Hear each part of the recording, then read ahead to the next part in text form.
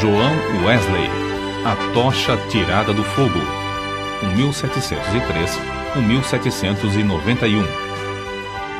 O céu, à meia-noite, era iluminado pelo reflexo sombrio das chamas que devoravam vorazmente a casa do pastor Samuel Wesley.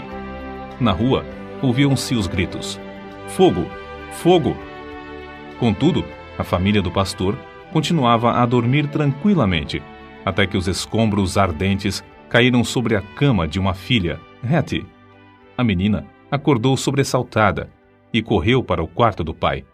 Sem poder salvar coisa alguma das chamas, a família foi obrigada a sair casa afora, vestindo apenas as roupas de dormir, numa temperatura gélida. A ama, ao ser despertada pelo alarme, arrebatou a criança menor, Carlos, do berço. Chamou os outros meninos, insistindo que a seguissem, e desceu a escada. João, porém, que então contava 5 anos e meio, ficou dormindo. 3 vezes a mãe, Susana Wesley, que se achava doente, tentou debalde subir a escada. 2 vezes o pai tentou, em vão, passar pelo meio das chamas, correndo.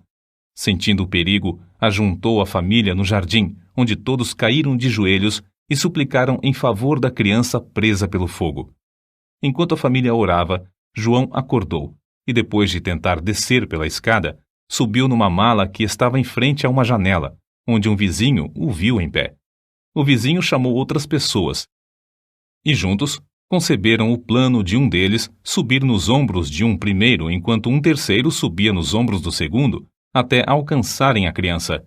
Dessa maneira, João foi salvo da casa em chamas, apenas instantes antes de o teto cair com grande fragor. O menino foi levado pelos intrépidos homens que o salvaram para os braços do pai. "Cheguem, amigos!" clamou Samuel Wesley ao receber o filhinho. "Ajoelhemo-nos e agradeçamos a Deus. Ele me restituiu todos os meus filhos. Deixem a casa arder. Os meus recursos são suficientes." 15 minutos depois, casa, livros, documentos e mobiliário não existiam mais. Anos mais tarde, em certa publicação, apareceu o retrato de João Wesley e, embaixo, a representação de uma casa ardendo com as palavras: "Não é este um tição tirado do fogo?" Zacarias capítulo 3, versículo 2.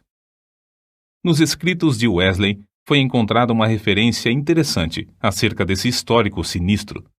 Em 9 de fevereiro de 1750, durante um culto de vigília, cerca das 11 horas da noite, lembrei-me de que era esse o dia e a hora, havia 40 anos, em que me tiraram das chamas.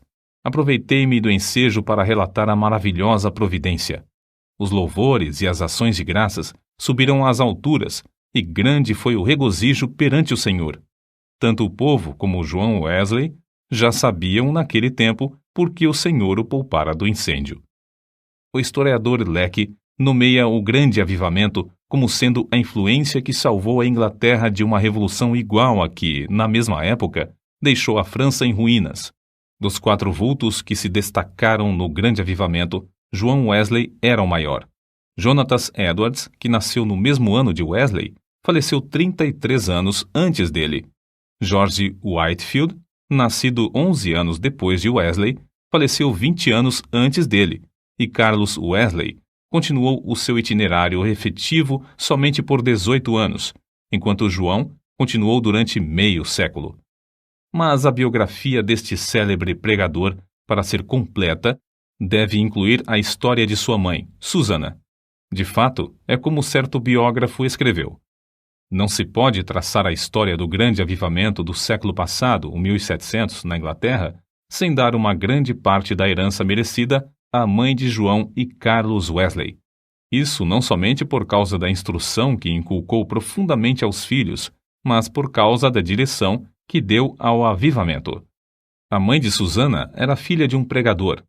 Esforçada na obra de Deus, casou-se com o eminente ministro Samuel Annesley.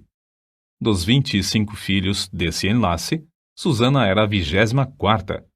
Durante a vida, seguiu o exemplo da sua mãe, passando 1 hora de madrugada e outra à noite orando e meditando